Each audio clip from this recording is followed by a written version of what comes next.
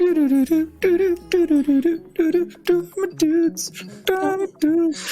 It's a remix of the Dharma dudes song. I'm sorry, I'm trying to figure out where is it. Oh, did I miss it? Shoot. Hey everyone, it's Danny. Oh, and it's Rocky for the damn it, it's Rocky. That's okay. We're just not doing that anymore. That's fine. Okay, Yeah. I'm cool with that. Welcome to Dharma Dudes. Welcome. Thanks for tuning in, Rocky. It's so good to talk to you again today. Danny. I mean, yeah. Also, I of course feel the same way. How could I not? I mean, everything you said is the same for me too. We are in a really great episode. I loved this episode with you. It's actually, in all honesty, it's probably one of my favorite conversations I've had with you.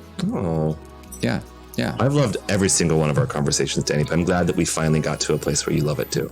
I'm glad you did, but so in this in this episode, Rocky and I we started to dig down into a little more about what purpose is. I share a story about this meditation retreat I recently went on and how it's really made me question a bunch of things. And Rocky had some really cool insight on you spoke really well as to how to reflect and look at all this stuff. So thank you, Rocky. To my ears. Hey, we're talking about, what it means to teach yoga as per usual. Are we even teaching yoga? What is yoga? What is life? Why are we here? Just keeping it casual, keeping it light. Yeah. Question all of your life choices. It's great. Yeah. Good morning or evening or whatever. Yeah. And then also, before we do start the show, we wanted to remind everybody that, Mexico, we sold out and we just were able to open up 2 spots. So we were able to get 2 more places. So if y'all want to come to Mexico, there are 2 last available spots. I just opened up on the registration thing yesterday or the day before, whenever it was. So you can come to Mexico over New Year's with Rocky and Danny. Snag those spots, fam. They're going to go quick. Who's it going to be? Super excited. I'm really, really, really excited. And then Rocky, I wanted to give a reminder to everyone, and maybe you can give a little shout to this podcast is basically yoga teachers are the new starving artist, 1. But 2, the podcast wouldn't be possible without all of our supporters and everyone's help. And so there's a couple ways that you can support the show. 1 is by leaving a donation in the link below to Donor Box, and that goes straight back into the podcast.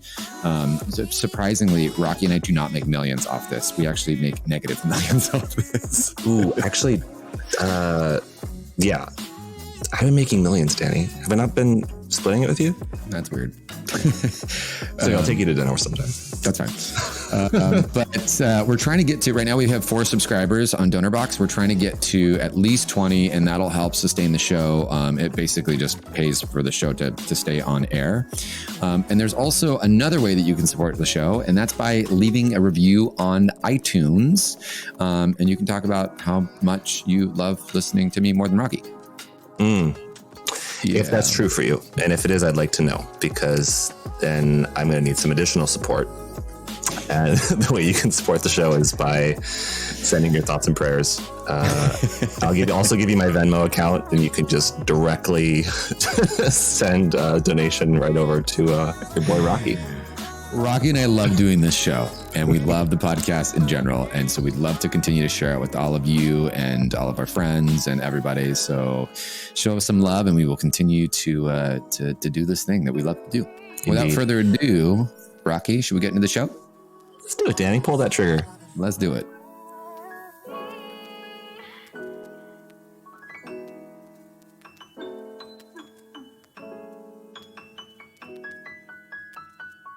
Hello, Rocky.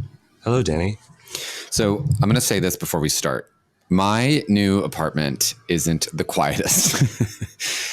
There's a lot of city sounds. So sometimes you might hear ambulances, fire trucks, cranes, planes, automobiles. Cool.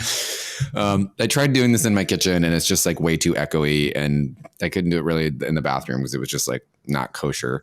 Well, we're just a couple of urban gals like gabbing it up. So, it's ambiance, it's mood. This is urban. We're not doing Dharma Dudes today. We're doing Urban Gals Gab. Yeah, no, this is our spinoff. Urban. Oh, God. Urban Gal Gab. So welcome to Urban Gal Gab. Yeah. Where we tackle all the issues important to all you ladies Urban out gals. there. Yeah. To all you urban gals. Like, where did I put my keys? And How is come my the buzzer for mobile the order ready? apartment won't work? Oh yeah, we have fun. Okay. We laugh, we joke, we gab. I really wonder like how many people just drop off listening to our intros.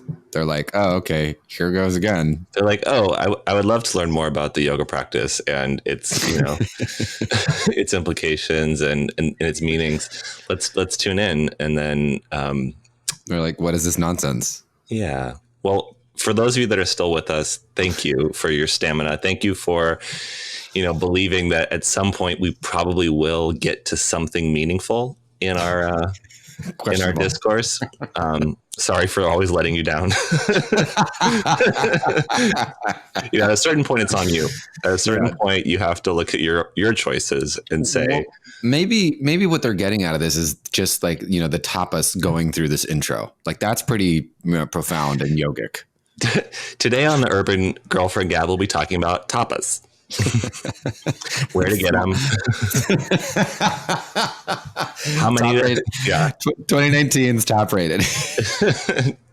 Top rated tapas podcast. How many is too many for a table of 6 gals? Which gals are there? Because I got some gals that like we can go deep. Listen, girl, I can eat six tapas plates by myself. You know what I'm saying? Like it's not gonna be enough. Rocky, you're crazy. I'm hungry. All right, so I had an idea. Well, it just kind of came to me, but okay. Can't wait to hear it.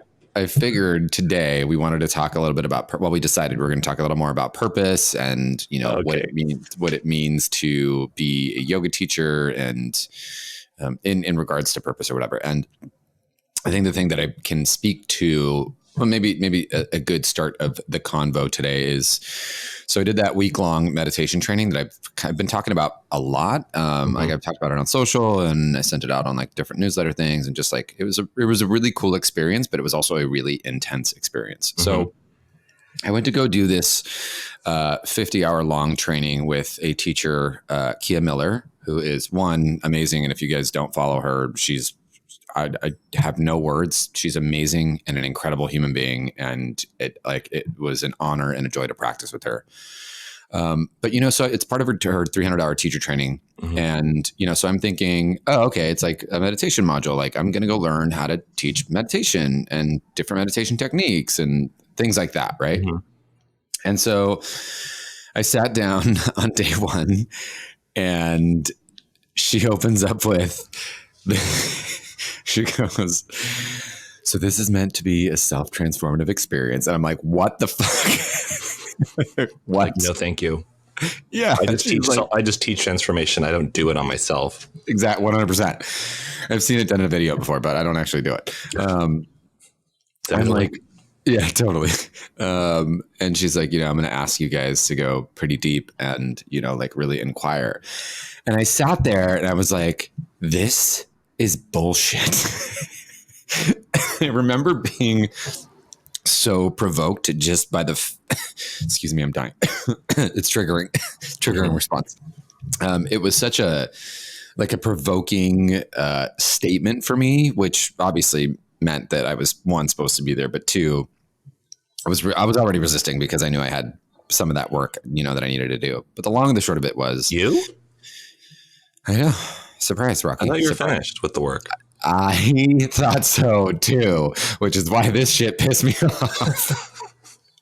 But you there's a check mark next to the do the work box. Thank you. Like, come on. I was supposed to go hang out and be chill for a week, and then it just was not that. Come on, Kia. Come on, Kia. You did me dirty, girl.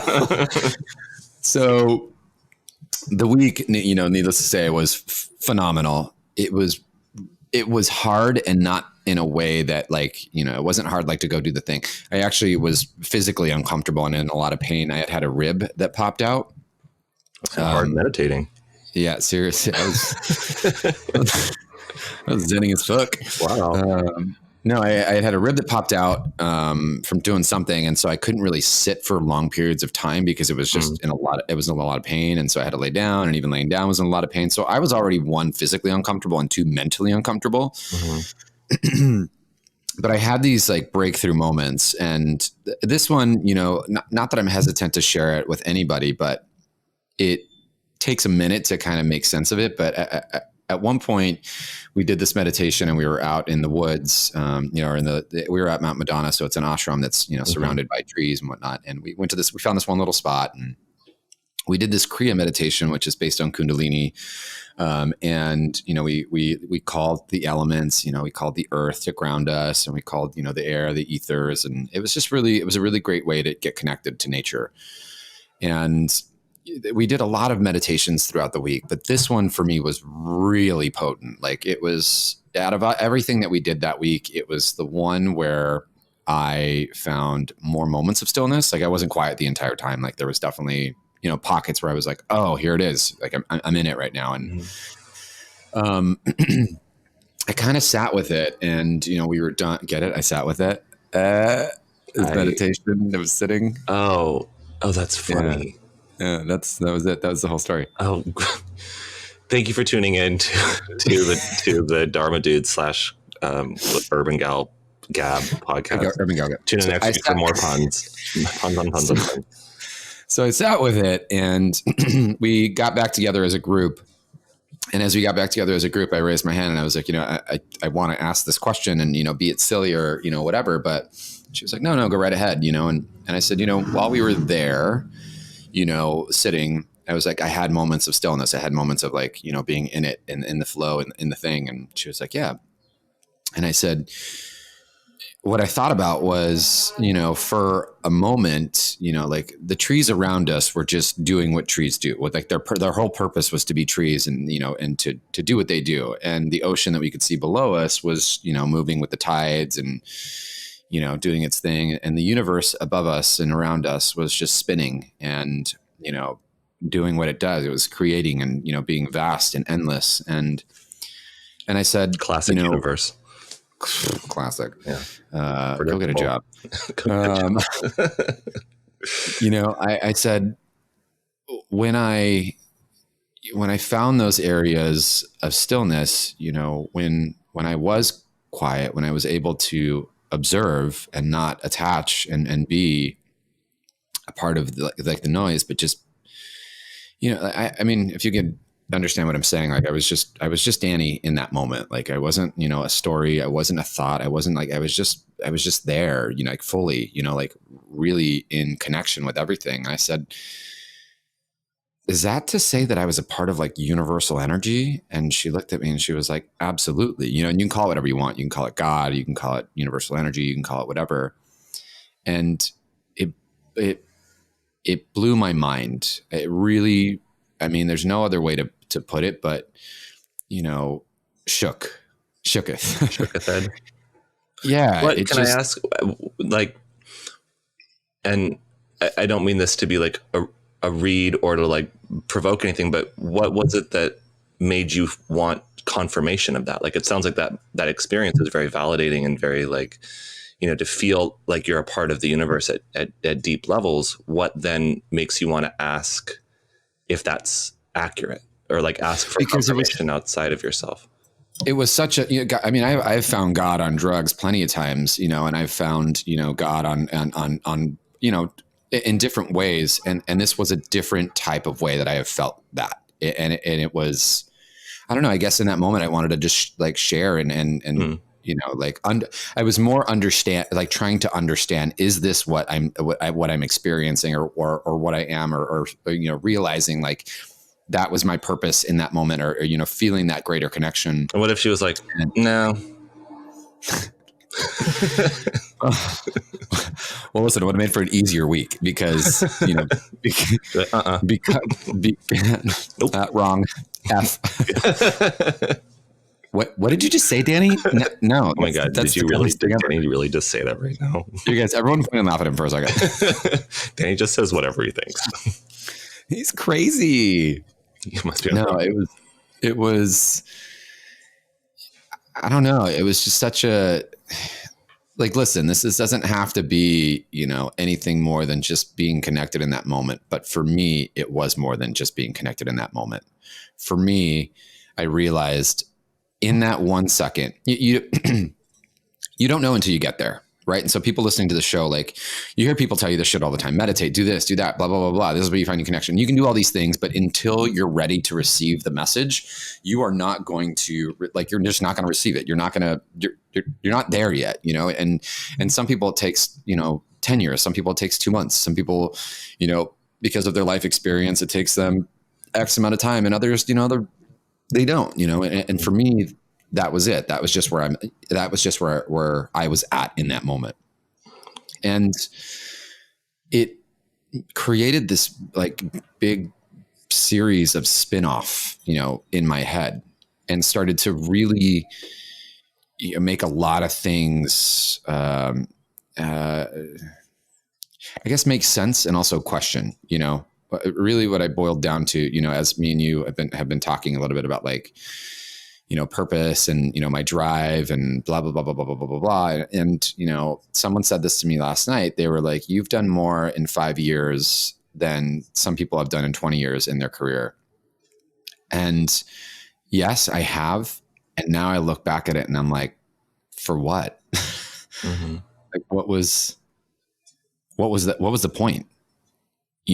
Was the purpose for me to prove myself, but to who, mm-hmm. And, now that I look back on it, like, and don't get me wrong, first, like, and probably no need to qualify, but I'm so thankful for everything that I've done. I'm so thankful for the opportunities that I've had. I've interacted with some amazing people. I've, got to share really cool stories, like with the podcast, and, like, I've got to do some really incredible things. And, like, jokes aside, like, hashtag for real blessed. Like, I know I have a good life, and I know it took a lot of work to get there, but mm-hmm.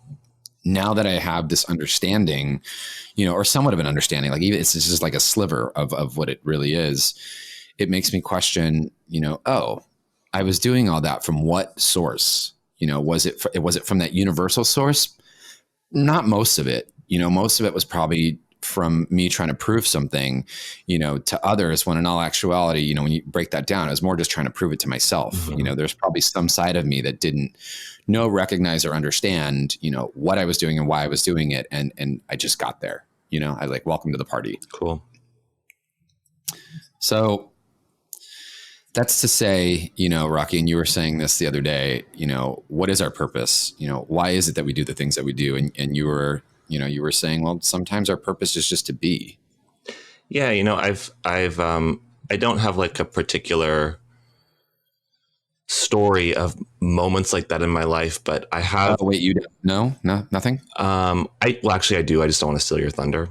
Cause the story I have is so much more profound and like so much more, like I was like the whole universe. So like, it's okay. It doesn't matter. The point is, I've had moments like that along my journey where it does kind of create this new perspective where it calls into question, again, the things that you do. Like I've said before, like, and some of these questions are somewhat rhetorical and they don't have one set answer, but is in regards to something like yoga, like, is yoga a process? Is yoga defined by the techniques that you implement and that you practice or that you teach, or is yoga a journey, or is yoga a destination?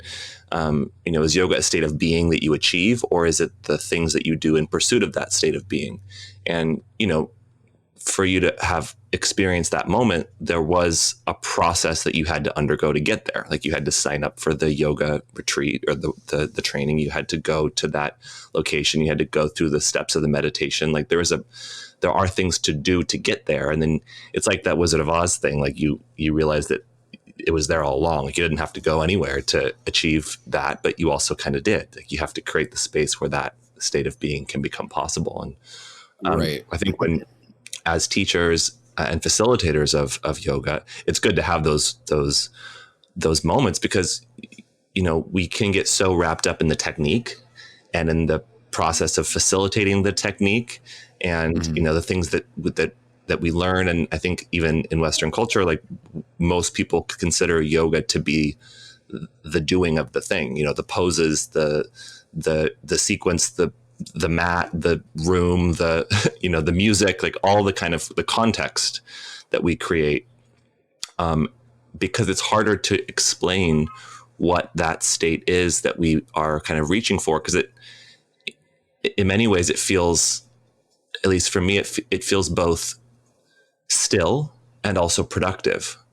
You know, like when you've experienced a sort of bliss and interconnectedness and profound kind of joy that's not connected to having achieved anything, or it's not connected to what you're doing, it's just who you are, it does call into question everything else. Like, what?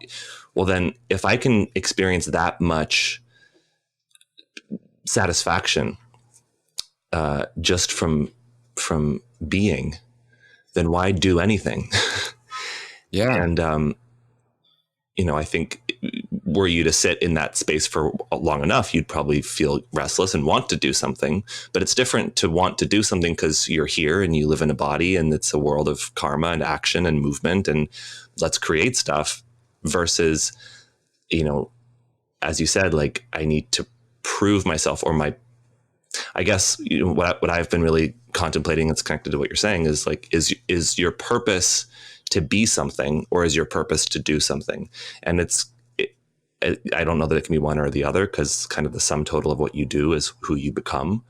But, you know, once you've kind of become that, or realize that you always were that, you know, it's like Dorothy in The Wizard of Oz. Like, she didn't have to go on that whole journey. She could have just clicked her heels and then right back home, but she had to go on the journey to recognize that. 100.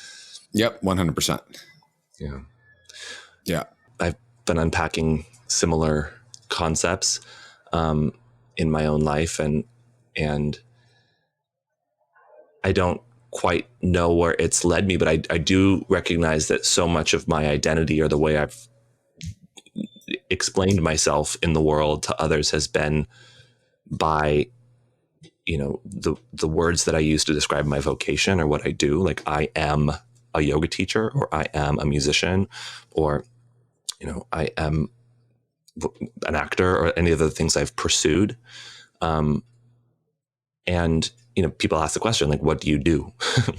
What do you do? And I ask that question to people too. Like, I'm curious what people do, but it doesn't really describe who you are. And, and then I think, you know, to the extent that we do create our reality, and it is created through the beliefs that we hold at deep levels, I do have this sense, or I have had this sense, that my deservability of the things that I want, you know, of abundance and success and joy and, you know, connection, friends, love, all these things, I have to somehow earn those things, or I have to somehow add value to the world through my action in order to deserve, you know, fill in the blank. And it's been an interesting shift for me to contemplate that perhaps we add value to the world not through what we do, but through who we are. So many yoga teachers, and not, you know, just yoga teachers, but so many people, you know, I was thinking of, like, you know, we buy crystals and burn sage and do all these different things to kind of cleanse energy, and with this understanding that the crystal or the device or the object has intrinsic power to it just through what it is. And by surrounding ourselves with certain things, we can kind of direct and purify and curate energy around us. And I've been contemplating, or I've been choosing to sort of see myself as this living, breathing, adapting crystal as well, where the power that I add to the world is not necessarily through my action, but it just through my own crystalness, through my own vibration, through who I am. And, you know, not to say that I'm signing off and I'm not going to do anything anymore. Like, I like to be in action. I like to be in the world and mixing it up and doing, so to speak. I like the verb of life, but if all of our deservability is connected to action, I think we can find ourselves in this perpetual rat race, so to speak, or this chasing of something that's with us all along. It's been here all along.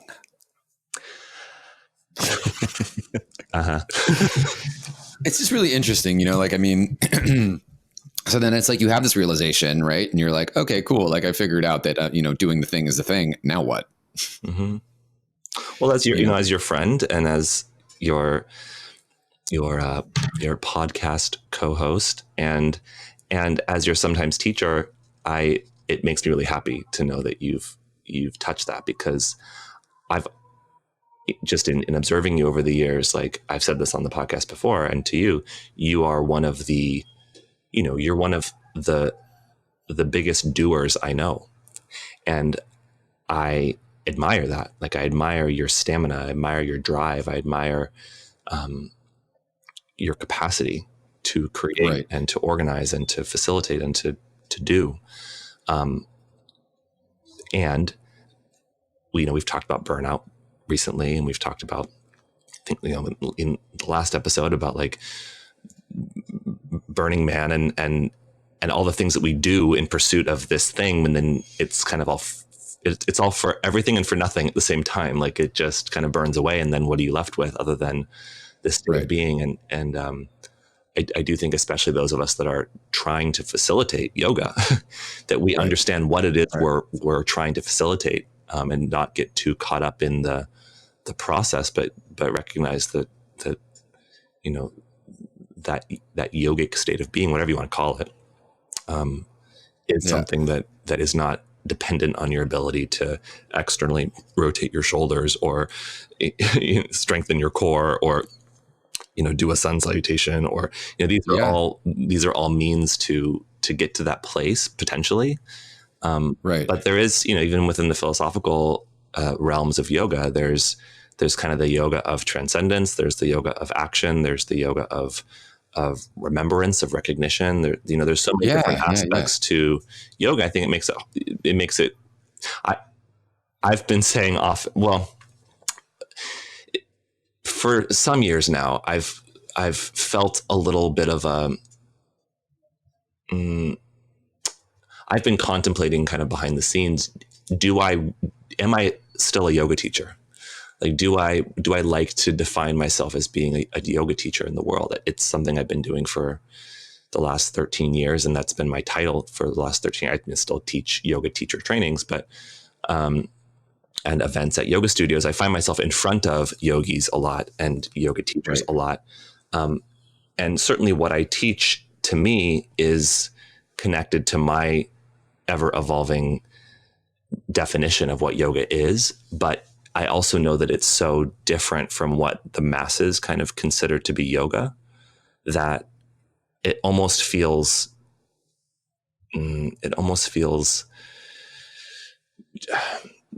just, what's the word? Triggering. It feels kind of congested. Like it feels confusing to tell people that I teach yoga, because they instantly have this idea about what I do without it really being reflective of what I think it is that I do. Where it's like, I could just tell people I teach movement. I teach I'm interested in helping people make more intelligent choices as teachers and movers and refine their skill set as facilitators. But I don't know that I really teach yoga in the way that I used to, or that I think people think of. And there is such an identity wrapped up in that too. You tell someone that you're a yoga teacher, and they instantly kind of have this idea of who you are and what you do and what you don't do. And we've talked about this too on episodes, where it's like, would it just be more convenient or clear to just say I do something else, or I am something else, or not say it at all? Sometimes I go out and people ask me what I do, and I say, oh, I teach movement, or I work in fitness, or I'm a musician. Like I just put on a different hat altogether. So, it sounds like maybe for both of us, we don't have like clear answers to these questions yet, but we are in contemplation of them. Right. Right. Yeah, I feel it. It's an interesting, like, what you said to me the other day, and we haven't really caught up, but when you're like, well, maybe your purpose is just to be, you, but then then I would say the question for me then is, well, what is me? What is it that I do, or what is it that is me in this shell? Like, what is that? What is that? Mm-hmm. Does that make sense? Yeah. Like, so, well, do you know that Ram Dass quote about trees? I was thinking about it earlier when you were talking about the trees. Shall I share? I don't know the exact quote, but the gist of it is like, when you look at a tree, you don't think, why is its branch like that? Or why is it twisted that way? Or that tree doesn't look like the ideal tree? Or why does that tree look different than that tree? When we look at trees, we're looking at the result of the forces that have been at play, like throughout the life of that tree. And we see it as it is. And yet when we look at humans, we have this idea of what the ideal human should look like. And we're either too big or too small, or too tall or too short, or there's we have traumas that are affecting, like, we have this ideal, this standard that we're always comparing ourselves against. And the gist of the quote, for those people that know it, they're probably going crazy right now that I'm mutilating the quote, but that just look it up. The hate mail coming in right now. It hasn't even aired yet. Yeah. Why is my phone blowing up? But to practice looking at people like trees, like you would look at a tree, just to see that person for who they are, and for the life that they've lived, and the sum total of that is who they are in this moment. Because I don't know that trees are contemplating, like, what should I do? It's like, you can't really stand still. You're always going to be growing and adapting and responding and being in the world. But I'm not sure exactly where. There's probably interesting kind of sociological studies about kind of where these beliefs are like, where in history they've got. Like, someone was telling me once that back in the day, it was kind of the Renaissance people that were the most admired in society, the inventors and the dreamers and the philosophers and the scientists and the poets, the ones that ruminated on life and were interested in creating, and sort of through the First and Second World Wars, at least in our country, where we kind of put aside those things, and it was like, well, everyone, it's all hands on deck. Like, what do you do? It's time to show up for your country, and we need the nurses and the doctors and the soldiers and the lawyers and the generals and the politicians, and everyone needs to fulfill a function in order for us to survive. It's a very kind of survival mode instinct. Like, what is the function of the cell that you are in the organism that is our world or our country? And so I think we're fed that from a very early age of like, what do you want to be when you grow up? The translation, what do you want to do, for a job when you grow up? That question, is a pervasive question in our psyche our whole life, that we're not really asked, what kind of person do you want to be when you grow up? Or what kind of person do you want to be right now? I ask myself that question as part of my meditations in the morning sometimes. And it's, who do I choose to be today? Do I choose to be a happy person? Do I choose to be a positive person? Do I choose to be an honest person?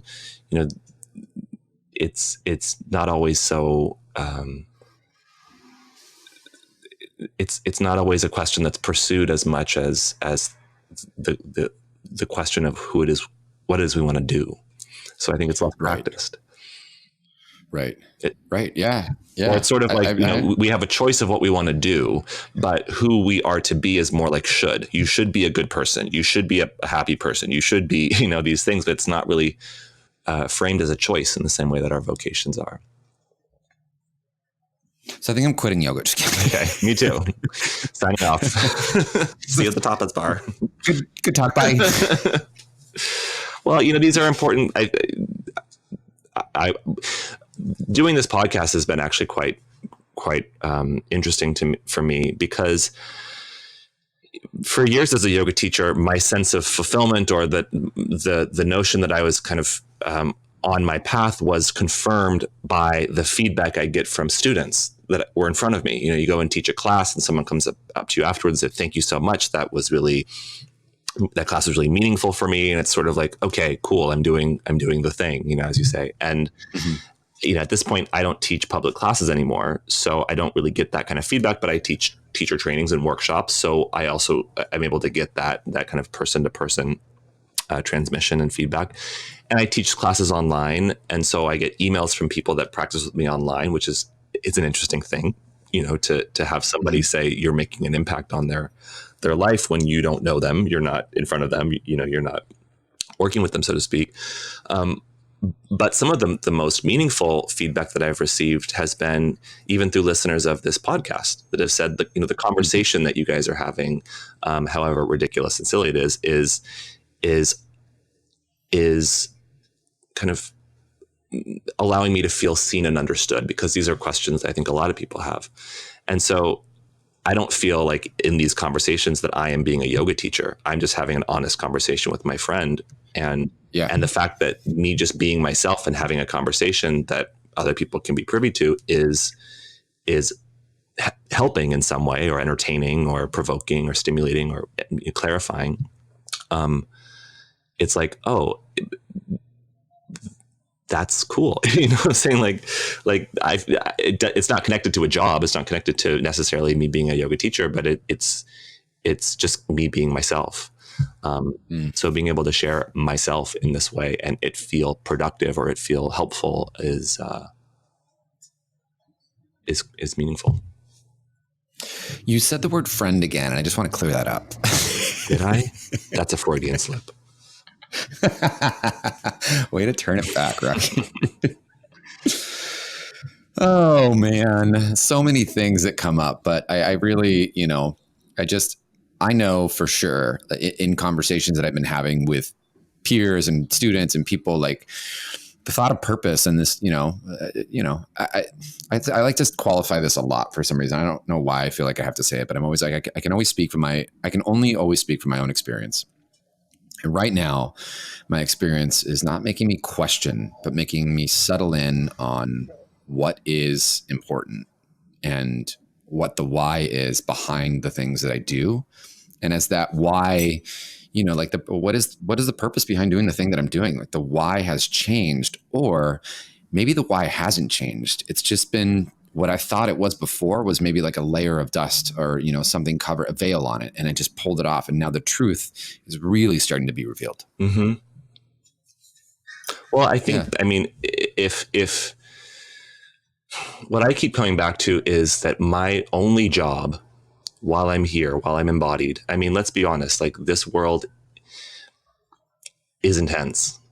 And it's super for those intense. of us that have kind of caught a glimpse of who we are and the potential that we possess, not just individually, but as a collective, or have any sort of deep like memory of where we came from as souls on this journey. I think by comparison to the dimensions that we've tapped into, this is a world of forgetfulness. It's a world of resistance. It's a world of struggle. It's a world of confusion. It's a world of chaos. It's a world of lots of beauty, but it's a world of paradox. And so it's hard. It's hard out here. I think we try and teach people to be grateful and look for the positive and set your intentions and move towards them, and all is good, all is well. But it's also important to be honest, and shit's cray and it's right. Intense. So I think, it's helpful to teach something, it's helpful to further learn by teaching the thing. And I think a lot of us that teach yoga are people that really are sensitive individuals that want to be contributing to the expansion of consciousness and the raising of our collective vibration. And we do that by attempting to share the thing that we ourselves are doing. Right. As per our conversation a couple of weeks ago on burnout and capacity, it's important that we are still tending to ourselves first and foremost, because I think our purpose is not necessarily to spread something. Our purpose is to be something and allow this vibrational soup that we all live in to take care of the spreading. Like, we are all connected. We say that all the time. And yet we often try to create connection. It's like, well, if we are all connected, then, you tending to yourself and healing yourself, and which, you did by taking yourself on this, the irony is, you say, like, you went to this teacher training because you wanted to learn how to better teach, but what you got was an immersive experience where you yourself transformed. And that is going to have an effect on the world around you through conversations like these, through what you end up sharing in your classes, and also just through you being that antenna and you being that crystal that now is different. The grid, so to speak, of this matrix is shifting. And I think, our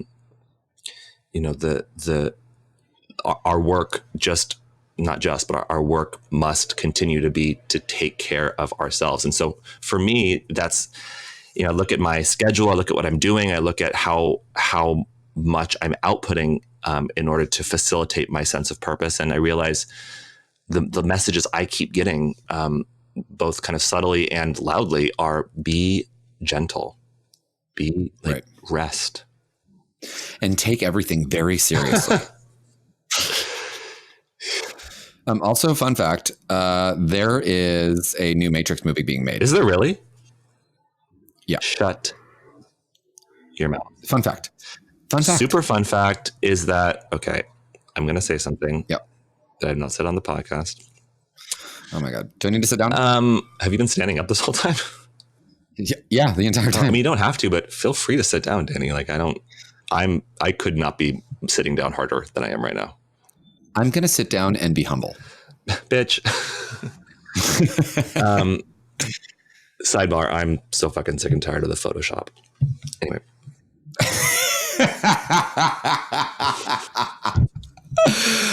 People are still listening, I think, huh? Shout out to Kendrick. So my boyfriend, that was it. That was all the lead up was. Oh, cool. You have a boyfriend. Great job. Thanks. Right. Is a bit younger than me. And we were recently together for a few weeks in Europe, and I was referencing The Matrix, and he was like, "Oh, I've never seen it." And I was like, it was like record scratch. Yeah. It's one of those movies that for me is like essential viewing if you are a human that's alive on the planet. Like, it's a paradigm shifting kind of film. And I was like, this is not optional. We are going to sit down and watch The Matrix because like I've really learned in my life and in my relationships, like, don't spoon feed anybody anything. Don't like let people on their own path. But there are certain things I'm like, this has to happen. So I just like last week watched The Matrix, and I was thinking this, like, I would love another movie like this to come out. Something like this that really like resonates with us at deep levels and shakes things up. So the fact that you just said that is neat. You're welcome. Thank you. Bye. So takeaways: we don't teach yoga anymore. I have a boyfriend. There's a new Matrix coming out. Am I hearing you correctly? Yeah, sounds about right. So we'll talk to everyone never. Well, I do want to say, like, it's interesting because for folks like us, if I look at my calendar, I have events scheduled into 2021. And so it's not like I can just have, I mean, I can do whatever I want, but I like teaching. And let's be clear. I don't question my work, but we set these events well into the future with descriptions and kind of the context of where we're at in our mind and our life and in our practice. And then like you have these experiences where then you still have to go into the future and teach the thing that you said you were going to teach in the past. You know what I'm getting at? And and then it's like, I wrote about this in my newsletter today that like, I'm still going to be showing up and teaching and nothing's going to change extrinsically, but what's going on for me internally does shift my positioning from within the framework of what I'm doing. So if you want to join me and like raise the vibration together, we can do that together. Like I'll do that through teaching movement and yogic practices and other things. but that's what it's about for me right now. Right. So it's like, how do we continue to do this yoga and transform ourselves and come to these realizations, and then also show up and do the thing we were doing before? And does that change its context or its meaning or its value? It changes. Well said. Really well said. Oh, Rocky, I think this is good. I feel good about this. I feel really triggered, and very unsafe. And so I think that's we've done a show. You know that Danny and I have had a conversation when one of us, usually both, leaves feeling actively attacked, completely unheard, anything but seen, and unsafe in our own homes, in our own urban oases. Yeah, that's exactly that's like 5-star episode. Guys, thanks for listening to us have these conversations. And by guys, I mean probably the one person that is still tuning into the Dharma Dudes. We're gonna keep on keeping it real, and till the next Dharma Dudes. Danny and Rocky saying, "Triggered."